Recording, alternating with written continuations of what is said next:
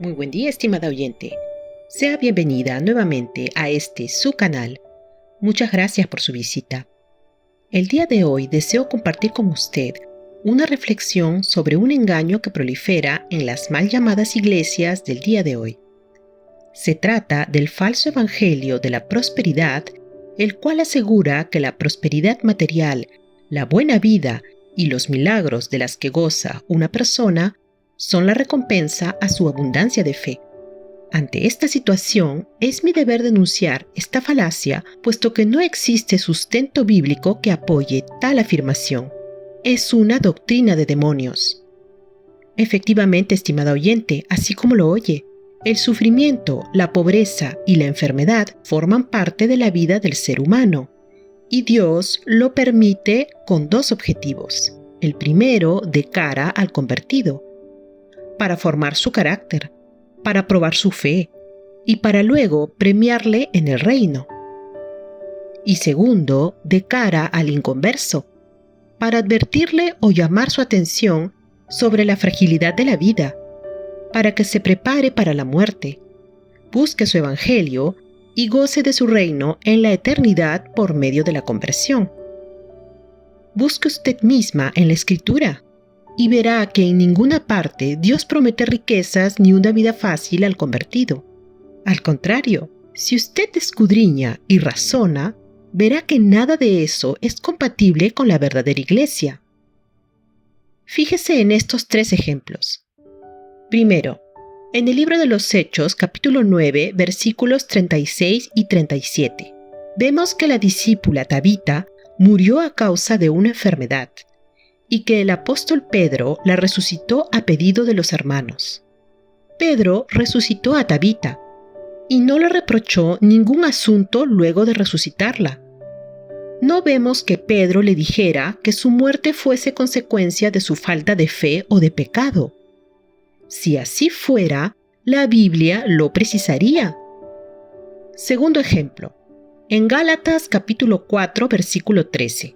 El apóstol Pablo menciona que estuvo enfermo e incluso le rogó intensamente a Dios que le quitara este sufrimiento, como vemos en 2 Corintios capítulo 12, versículos 8 y 9. Sin embargo, Dios se lo negó, respondiéndole que su poder se perfecciona en la debilidad. Estimada oyente, imagínese, bajo la óptica del Evangelio de la Prosperidad, ¿qué le dirían hoy los pentecostales a Pablo? ¿Que su enfermedad fue consecuencia de su falta de fe? ¿Se da cuenta, estimada dama, del despropósito de esta falsa doctrina? Y por último, en Mateo 8:20, vemos que la cabeza de la Iglesia, creador de todo lo que existe, el Señor Jesús, afirma que no tenía dónde recostar su cabeza. Es decir, que era pobre, así como también vemos que lo eran sus discípulos. Ve, estimada dama, el Rey de Reyes, Cristo, Dios hecho hombre, era pobre, pero los predicadores de la prosperidad no lo toman como ejemplo y más bien enseñan que podemos pedirle ser ricos y no tener adversidades. ¡Qué disparate! Sepa que el sufrimiento es una bendición y que es bueno. Que no guste es otra cosa, pero el propósito de Dios al permitirlo es santo y puro, como todo lo que proviene de Él. Deseo ilustrar el engaño de esta doctrina con un ejemplo tomado de una situación de la vida diaria. Imagínese 2 hombres que están sentados en un avión. A los pocos minutos de haber despegado, al primer pasajero se le acerca un miembro de la tripulación. Le ofrece un paracaídas y le dice que se lo coloque porque éste mejorará su vuelo. Entonces el pasajero piensa que no le vendría mal un servicio especial y decide comprobar si lo que le han dicho es verdad. Al poco tiempo de colocárselo, nota el peso sobre sus hombros y que no puede sentarse cómodamente. Sin embargo, decide dejárselo un tiempo más. Mientras espera, nota que algunos pasajeros se están riendo de él al ver su expresión de incomodidad por el uso del paracaídas en el avión. El hombre no aguanta más.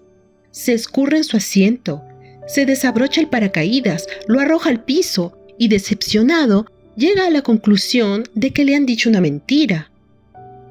Al segundo hombre, otro miembro de la tripulación, también le ofrece un paracaídas. Pero fíjese en lo que le dice. Le explica que en cualquier momento estará saltando fuera del avión. Este hombre agradecido se pone el paracaídas. Al tenerlo puesto, no nota el peso sobre sus hombros ni la incomodidad de llevarlo puesto. Él solo piensa en lo que le sucedería si saltara sin el paracaídas. Analicemos ahora la motivación y el resultado de la experiencia de cada pasajero. En el caso del primer hombre, su motivación para colocarse el paracaídas era solamente mejorar su vuelo. Y como era de esperarse, el paracaídas no hizo más que incomodarle y hasta se vio humillado por los otros pasajeros. En el caso del segundo pasajero, este se colocó el paracaídas para escapar de la muerte segura por el salto que vendría. Este hombre tomó una decisión sabia, recibió el paracaídas y tuvo paz durante su viaje, pues sabía que gracias al paracaídas estaría a salvo. No le importó la incomodidad del viaje ni la burla de los otros pasajeros. Ahora, estimada dama, le pido que llevemos esta ilustración al nivel espiritual. En la escena de cada pasajero podemos identificar 3 elementos. Primero, el tripulante que ofrece el paracaídas y que espiritualmente representa al pastor. Segundo, el paracaídas propuesto por el tripulante, o, espiritualmente hablando, el evangelio propuesto por el pastor. Tercero, el pasajero que tomó el paracaídas, es decir, la persona que recibe el evangelio que predicó el pastor. Pasemos ahora a analizar los elementos de la escena del primer pasajero. El primer elemento es el pastor, y vemos que éste ofrece un paracaídas o evangelio que asegura al creyente una vida próspera y sin problemas. ¿Les suena conocido? Un predicador entre los muchos que abundan por ahí diciendo a su audiencia: «Entrégate al Señor Jesucristo, ven a congregarte y colabora con el diezmo. Si así demuestras tu fe, el Señor te dará prosperidad en todo aspecto, amor, paz, tranquilidad económica y salud». En ningún momento este pastor respeta el método bíblico para predicar el evangelio. Solo da una promesa ligada a la vida material, mas no aborda el verdadero problema del hombre, que es de carácter espiritual. El segundo elemento es el evangelio propuesto por el pastor. Pero este es falso, pues promete lo que la Biblia en ninguna parte menciona, es decir, una mejor vida aquí y ahora. El pastor nunca habla de pecado, ni de justicia, ni de juicio, que es lo que se debe anunciar al inconverso. En cuanto a la persona que recibe este evangelio falso, ésta decide recibir una doctrina falsa y cumplir con las condiciones del falso pastor, llevada por sus necesidades de confort y conveniencia. Por cierto, sobre este punto, le pregunto, estimada dama, ¿por qué razón busca usted a Dios? ¿Le busca para salvar su alma? ¿O para pedir interesadamente favores materiales o de salud?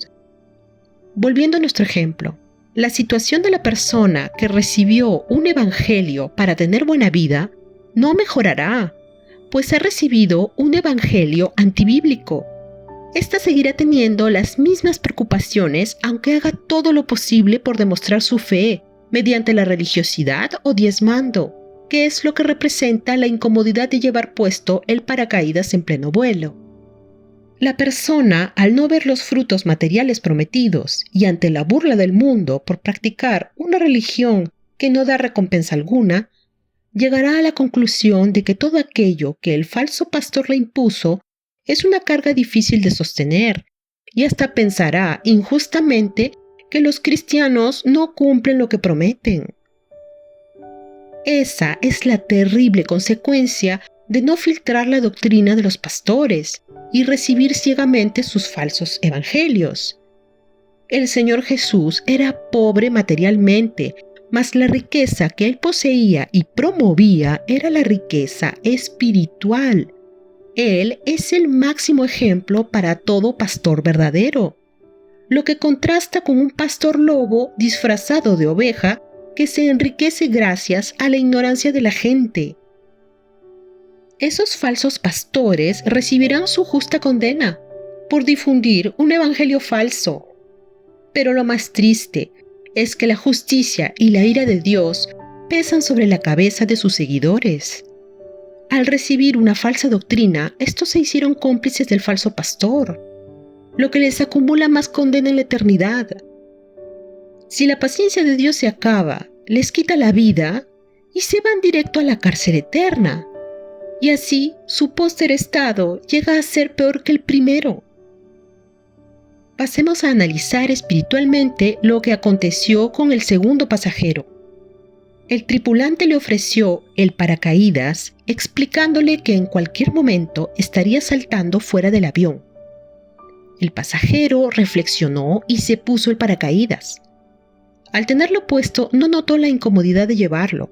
Solo pensó en lo que sucedería si saltara sin el paracaídas. Aquí también tenemos los mismos elementos que en la escena del primer pasajero: un pastor, un evangelio y la persona que lo recibe. Sin embargo, desde el punto de vista espiritual, vemos que estos elementos sí se ajustan al método bíblico que debe tener una prédica verdadera y por lo tanto la genuina conversión. Analicemos entonces cada uno de sus tres elementos. Primer elemento, el pastor. Hagamos un paralelo entre lo dicho por el tripulante y el método bíblico que debe respetar un predicador al explicar el evangelio. Primero, el pastor advierte a la persona que en cualquier momento tendrá que saltar del avión. Es decir, le hace ver que puede morir en cualquier momento. Luego le informará que al morir le espera indefectiblemente el juicio de Dios, tal y como leemos en Hebreos 9:27. Está establecido para los hombres que mueran una sola vez, y después de esto el juicio. Y finalmente, le invita a reflexionar sobre la situación espiritual con la que llegará a su juicio. Segundo, el predicador explica a la persona las terribles consecuencias de quebrantar la ley de Dios. Si la persona muere con sus pecados sin perdonar, entonces en su juicio le espera la ira divina y la condena eterna, que son infinitamente peores que estrellarse en tierra firme luego de saltar sin paracaídas a miles de pies de altura. El pastor le hará ver que su problema más grave no es la adversidad que vive aquí en la tierra, como pueden ser la pobreza, la enfermedad o la falta de empleo, sino su estado de condena ante el juez del universo. Así lo vemos en el Salmo 7:11. Dios es juez justo, y Dios está airado todos los días contra el impío.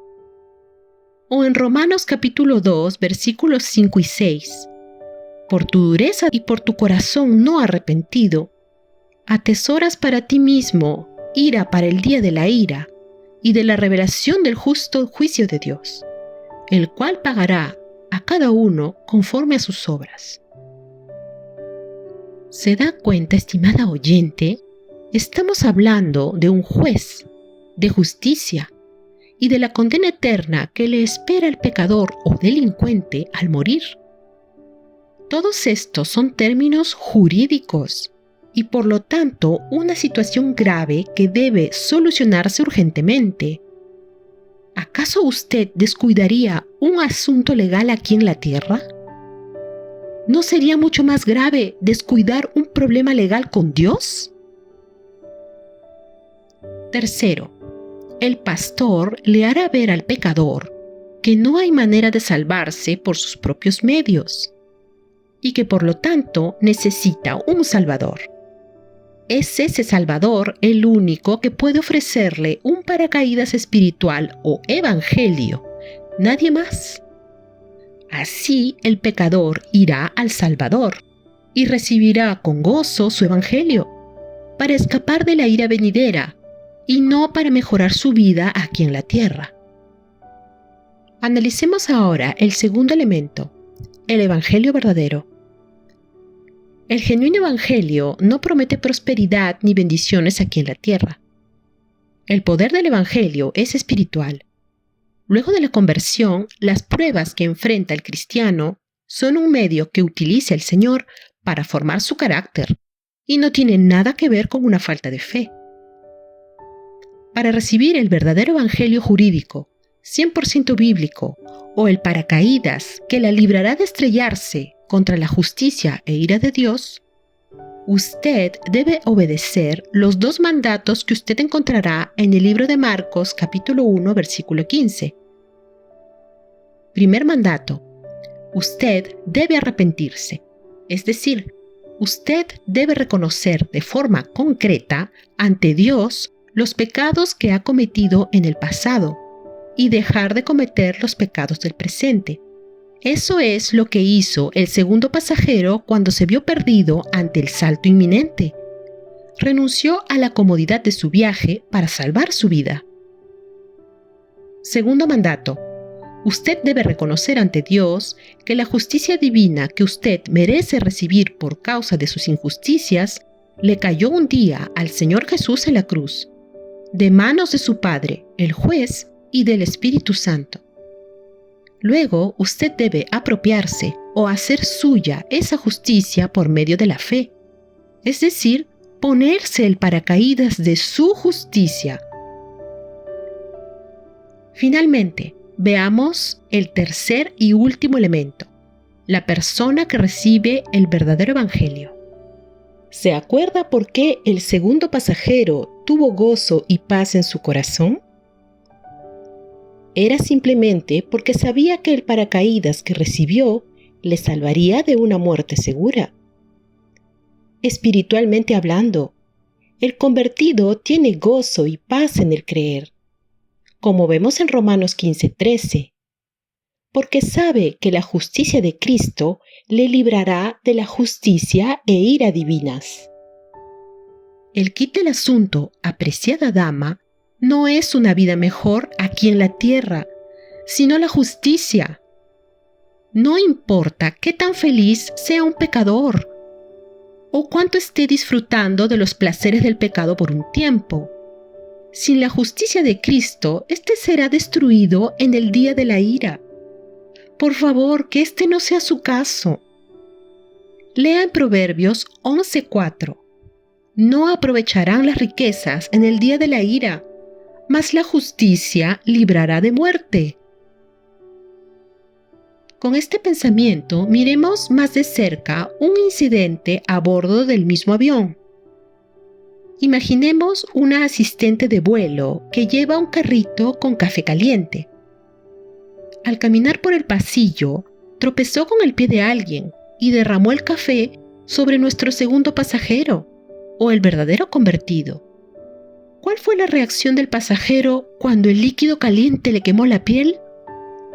Lógicamente, exclamó: ¡ay, cómo duele! Pero, ¿usted cree que se quitó el paracaídas y lo arrojó al piso diciendo paracaídas inútil? Por supuesto que no. ¿Por qué lo haría? Él no se puso el paracaídas para tener un mejor vuelo. Se lo puso para que lo salve del salto que vendrá. En términos espirituales, del juicio, la ira divina y la condena eterna. A pesar del incidente del café caliente, el pasajero seguirá fuertemente aferrado a su paracaídas y esperando el momento del salto. Por eso, estimada oyente, la invito a que filtre su conversión y reflexione sobre su situación espiritual si es que es la primera vez que oye de este tema. Si su conversión es genuina, entonces, aunque la tribulación la golpee y el vuelo se agite por turbulencias, usted no se enojará con Dios ni perderá su gozo ni paz. ¿Por qué lo haría? El convertido no vino a Cristo para alcanzar un mejor estilo de vida, sino para huir de la ira venidera.